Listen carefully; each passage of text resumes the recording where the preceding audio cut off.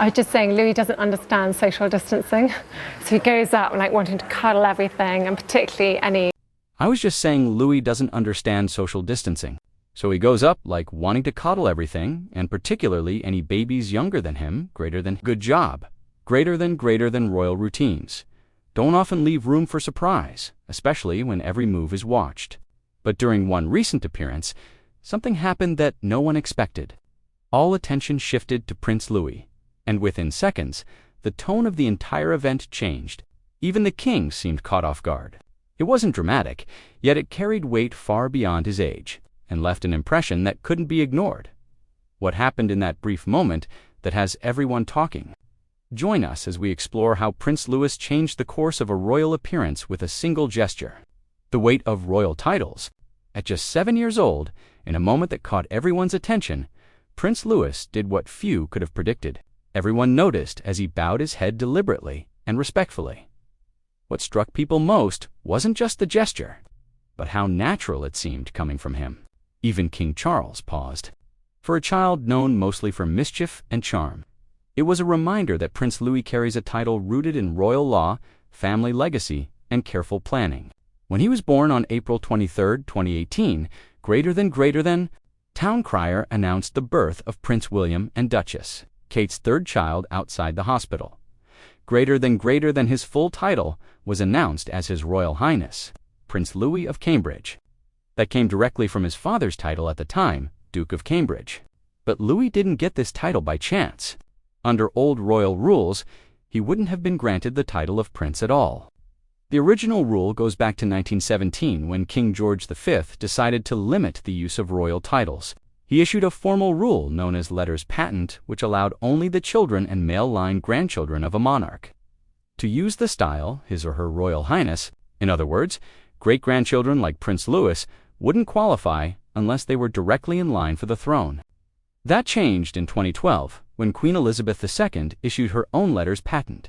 She specifically declared that all the children of the eldest son of the Prince of Wales, meaning all of Prince William's children, would be princes or princesses, no matter where they were in the line of succession.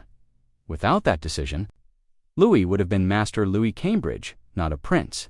But because of that legal update, he became a prince from birth. His name was also carefully chosen. His full name is Louis Arthur Charles. Each part has meaning. Louis is believed to honor Lord Louis Mountbatten, the beloved uncle of Prince Philip. He was a key figure in the royal family, especially to Prince Charles, who was very close to him. Arthur appears in the middle names of both Prince William and King Charles. It's a traditional name tied to British royal history, and Charles is an obvious nod to his grandfather, the current king. Titles like his help determine everything from public rank to how he'll be treated on royal visits. In the press and behind palace doors, the title gives him a place in the family's working structure. It affects how he'll be presented at events, where he'll sit, and even how he'll be addressed at school or abroad, and whether the public realizes it or not. A title like Prince builds expectations from the moment it's announced. Looking ahead, people often wonder what new title Prince Louis might carry as he grows older. The Duke of Edinburgh is one possibility. The title was originally given to Prince Philip in 1947 after his death in 2021. It was passed to Prince Edward in 2023, but only as a lifetime appointment. That means when Edward passes away, the title will return to the crown. At that point, the monarch could reassign it to a younger royal, and Louis would be a fitting choice given the connection to Philip and the symbolic weight of the title. Another possible title is Duke of York, which has traditionally gone to the second son of the monarch. However, that title is currently held by Prince Andrew, and it may not be reissued due to the public controversy surrounding him. If not that, Louis could be given an entirely new dukedom chosen by the reigning monarch when the time comes. What we know is that Prince Louis's title is the start of a life already shaped by law, lineage, and royal strategy. And when he bowed his head, people were seeing someone born into the weight of history, already carrying it with more grace than anyone expected. When King Charles gave the Duke of Edinburgh a title to his youngest brother, Prince Edward, many believed it was only temporary. Not because Edward didn't deserve it, but because the title itself has always held more than personal meaning. And in the long game of royal planning, It may just be waiting for someone younger. Someone like Prince Louis. The story of the title goes all the way back to 1726. King George I gave it to his grandson, Prince Frederick, as a way to mark him out from his many siblings. Since then, it's only been handed out a few times. Every time it appears, it's tied to someone the monarch believes can carry weight publicly and privately. This has always been tied to duty and legacy, but it's Prince Philip who made it unforgettable. After marrying Princess Elizabeth in 1947, he became the Duke of Edinburgh. And he didn't just carry the title, he gave it real value. Through the Duke of Edinburgh's award scheme, he changed thousands of lives. Young people from over 130 countries took part, many of them going on to lead in business, government, or community work. He pushed science, stood for discipline, and championed causes like conservation and climate awareness long before they were popular. When he passed in 2021, that's when Edward stepped in. On March 10, 2023, which was his 59th birthday, King Charles granted him the title as a gesture of continuity. It honored both Prince Philip's wish and the Queen's promise. Edward and his wife Sophie had already spent years taking on many of Philip's roles. It felt earned. But unlike in the past, the title won't automatically pass to Edward's son, James. Once Edward dies, the title will go back to the crown. And that's where things get interesting for Prince Louis. He is just 7 years old, but his path is already being shaped. He won't be next in line, but he will grow up in the public eye. His future will have to carry meaning. And a title like Duke of Edinburgh could give that meaning real weight, just like it did for Philip. And just like it's doing for Edward now, but this is about what the title demands. If Louis ever receives it, it would be a public signal that he's stepping into something much bigger than himself. Would he be ready for that responsibility? Keep watching to find out. Prince Louis' unique place in the House of Windsor. Prince Louis may be young, but he's part of something far bigger than most people realize. His story stretches across royal traditions, global history, and a very modern shift in what it means to be royal today. He was born into the House of Windsor, the royal house officially created by King George V in 1917 at the time. Britain was at war with Germany, and George V didn't want the royal family to keep its original German name, Saxe-Coburg, Gotha. So he changed it. Windsor sounded more English and more relatable. Since then, every monarch from George V to King Charles III has kept the name, and it's become a symbol of stability through war, loss, scandal, and progress. The House of Windsor has held the monarchy together. Prince Louis's connection to the Windsor line runs through his father, Prince William. As the firstborn son of King Charles III and Princess Diana, William is both heir and symbol of the next generation, but his roots are deeply emotional. Louise is linked to the Spencer family, known for their independence and strong sense of justice. Diana herself was often seen as the heart of the royal family during her time, and that warmth didn't disappear with her. It lives on in William and now in Louise. Then there's Louis's mother, Catherine. Before she became Princess of Wales, she was simply Kate Middleton. Her family didn't hold titles or estates. They ran a small business, went to local schools, and lived like millions of other British families. But what Catherine brought into the royal family wasn't just normally. It was balance. She carries herself with calm, speaks plainly, and shows affection openly. Her influence is easy to see in all three of her children, especially Louis. They don't act stiff or rehearsed in public. They act like kids, loved, safe, and curious. Their home is unique. Prince George, the eldest, carries the weight of his future. He's serious, focused, and already learning what it means to lead. Princess Charlotte stands between her brothers, but often acts like she's in charge. She's confident, steady, and quick to step in when Louis starts pushing boundaries. And Louis, he's the wild card, the one who dances during royal events, pulls faces during parades, and makes people laugh when they least expect it. But don't mistake that for a lack of awareness. Louis knows his place, and he knows he's loved. He's not being raised in the shadow of his brother, but alongside him with a role that's being shaped for something different. Prince Louis's title was decided through a series of royal decisions shaped by politics, war, and changing times. When King George V issued the letters patent in 1917, that decision had consequences later. By the time Queen Elizabeth II had great-grandchildren, many of them weren't automatically given royal titles. This included Prince Harry's children, Archie and Lilith. Their absence from the titles list sparked public debate. Why did some children get them and others didn't? Was it about birth order, race, or politics? These questions kept coming up every time the family appeared in the spotlight at the time. She would eventually issue her own patent. The laws around succession were also changing to allow daughters to have equal rights to the throne. It made sense that the titles should follow the same logic. So Louis, born third, still became Prince Louis of Cambridge at birth. But the story doesn't end there. Now that King Charles is on the throne, he's been open about wanting a smaller, more focused royal family, a slimmed-down monarchy, as it's often called. He's reduced public heft-facing roles and left some titles ungranted or delayed. That means future decisions like whether Louis's children will get royal titles aren't guaranteed. Everything depends on how the monarchy evolves, and what Charles and William decide is necessary in the years to come. At the Platinum Jubilee in 2022, Prince Louis became an unexpected breakout star from the moment he waved from the Buckingham Palace balcony with his hands over his ears. All eyes were supposed to be on the Queen's final big celebration, but it was Louis wiggling in his seat, pulling faces, pretending to drum along with the music, who stole the show. In a sea of formal uniforms and carefully staged appearances, his unfiltered reactions were something different. Photos of Louis instantly went viral. Social media turned him into a meme. Not in a mocking way, but in a way that felt affectionate. People related to him. It was as if for a moment, the monarchy seemed just like any other family, trying to keep a restless child entertained. During a long public event, Catherine's response mattered just as much. Rather than reacting with frustration, she leaned in close, gently talked him through the moment, and stayed calm. She didn't scold. She didn't try to hide it. Her parenting in public made headlines of its own. Viewers praised her for being patient and warm, but also firm when needed. It wasn't just Louis that stood out. It was the way his mother let him be himself, while keeping him grounded. Other appearances followed at the traditional Christmas walkabout at St.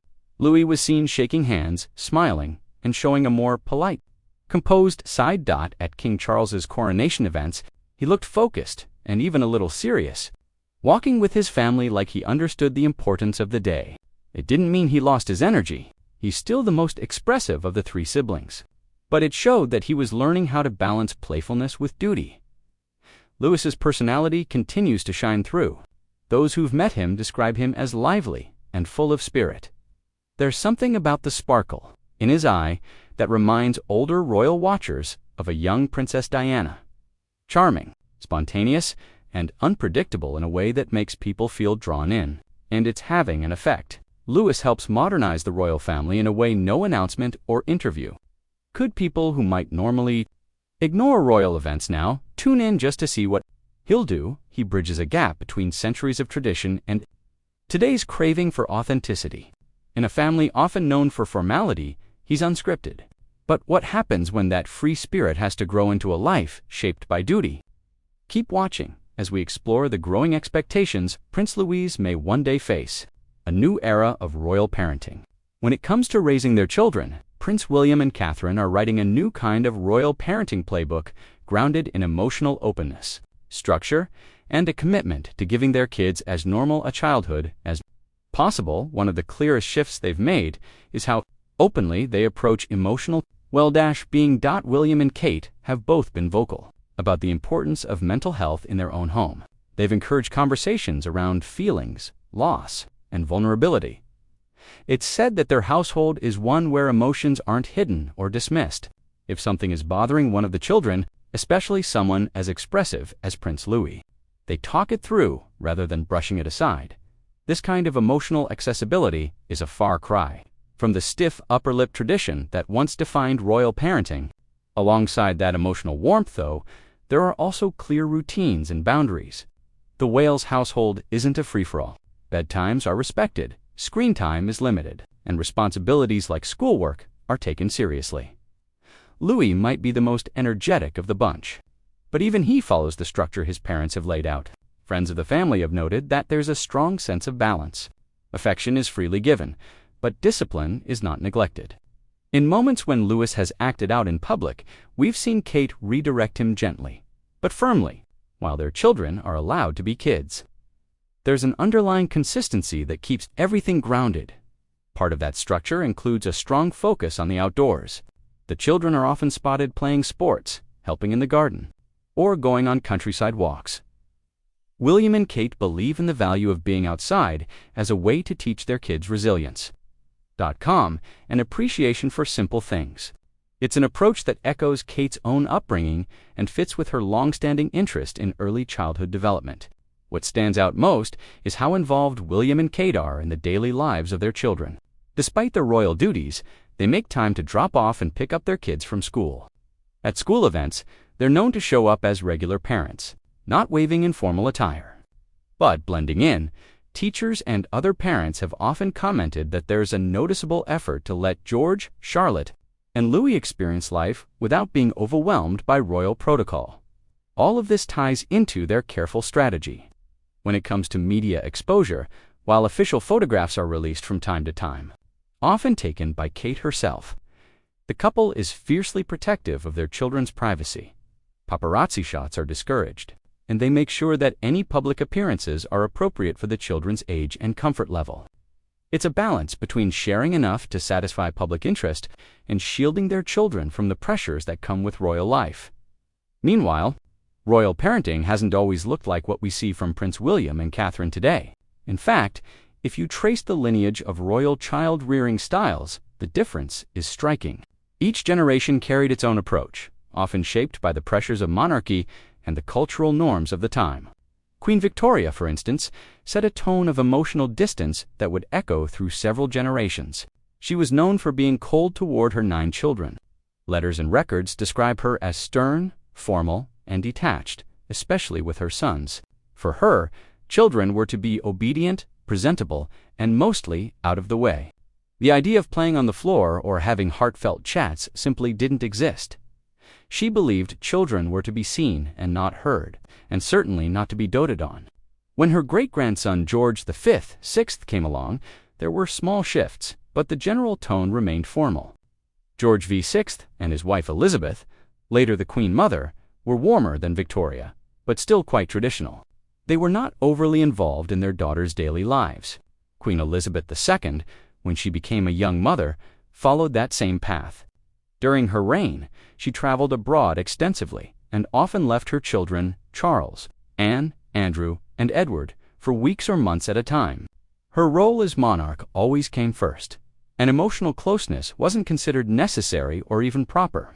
For Prince Charles, this distance had a deep impact.